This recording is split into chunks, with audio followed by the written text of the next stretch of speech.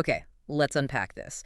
Welcome back to the Deep Dive. Great to be here. And now this is our AI Daily Deep Dive. And just so you know, all the data for today, even this deep dive itself, well, it was sourced and synthesized by an AI looking for the top stories. Exactly.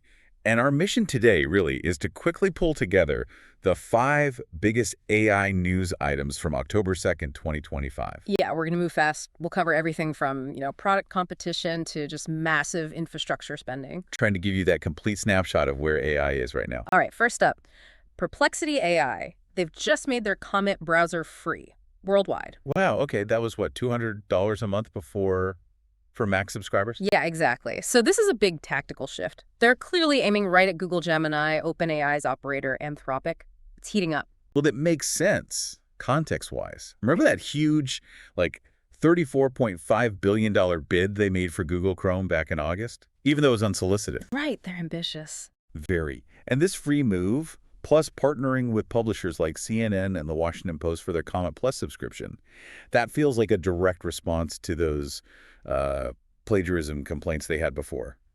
Building credibility. Okay, speaking of big money values, Netflix. Let's talk about this AI job they posted. Oh yeah, the generative AI product manager role. Fully remote. Fully remote with a salary range that goes from $240,000 up to, get this, $700,000 a year. $700,000. It's pretty staggering. And the kicker, it's not even for the consumer-facing recommendations or anything. No, exactly. It's purely internal for their productivity assistant, they call it. So why the massive paycheck then? Efficiency. Yeah. Apparently, internal data showed employees were spending something like 18% of their time just searching for internal info. 18%, that's huge. It works out to about 416 hours per employee per year. So if this AI assistant can fix that, maybe that salary starts to make a bit more sense. Big potential savings. Okay, wow. Right, let's shift to the consumer side now. OpenAI, they just dropped Sora. The text-to-video app.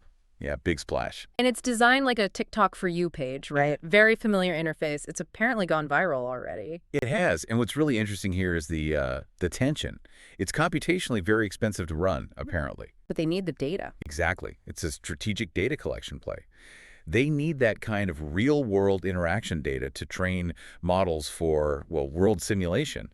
That's the path towards AGI. Artificial general intelligence, the big goal. Right. And, Sam Altman has talked about misaligned AI being a risk, but they also reported a $7.8 billion loss in the first half of this year. Ouch.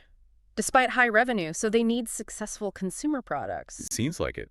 Sora fits that bill, even with the cost. All right, that leads us nicely into the sheer scale of investment. The AI bubble question. The numbers are just mind-boggling. We're looking at a projected $400 billion spend on AI infrastructure just in 2025. $400 billion. That's more than the entire Apollo program, adjusted for inflation. We're building digital moon rockets, basically. $500 billion. But here's the contrast, right? Consumers are only spending about $12 billion a year on actual AI products. Huge gap. That smells like a bubble to some. It does. And you see these wild examples, like thinking machines raising a $2 billion seed round at a $10 billion valuation, with no public product, no business model shared. Pure speculation. Pretty much. And this infrastructure boom is distorting things. Data center construction alone apparently accounted for half of U.S. GDP growth in the first half of 2025. They're calling it the Death Star effect. Half of GDP growth. Wow. Okay, that's concentrated. The very definition of economic distortion, some would say. So this huge investment, this volatility, Right. It eventually trickles down even into our homes. Let's talk about AI and kids. Yeah, the AI native generation. The thinking here seems to be not shielding kids, but teaching them to use AI as a tool, right? A creative tool. Exactly. Making it an active thing they control, not just passive consumption like, say, a tablet. Got any examples? Well, there was that Google Labs executive talking about using Gemini, or maybe it was Opal, to turn nursery rhymes into little video clips with their kids. Or creating fact snacks. Okay. Making things with the AI. Right. It positions the child as the creator, the AI as the partner. But crucially, experts stress boundaries. AI is not a substitute for real friendships or social interaction. Yeah, that emotional development piece is key. AI as a tool, not a replacement friend. Precisely. So wrapping this up, looking across all 5 stories, there's this clear tension, isn't there? Definitely. Massive, almost wild investment colliding with market uncertainty. Flashy consumer products launching while we're still figuring out the basic ethics, even how it affects parenting. Yeah, ambition versus reality, maybe? So here's a thought to leave you with.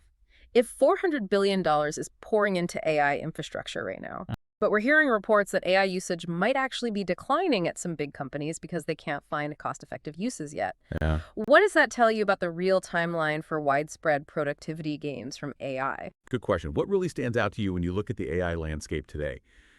That balance between the huge ambition and the current reality on the ground. Lots to think about.